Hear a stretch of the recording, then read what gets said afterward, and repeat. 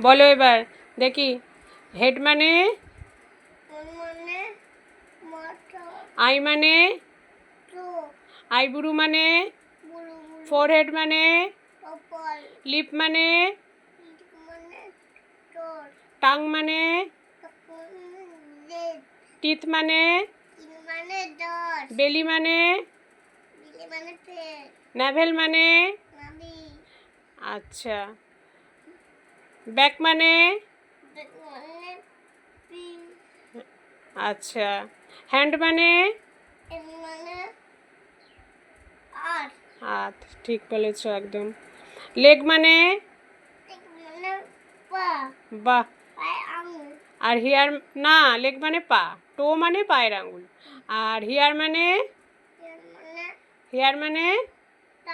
না বাবা, হিয়ার বলেছি, হিয়ার। হিয়ার হিয়ার হিয়ার মানে?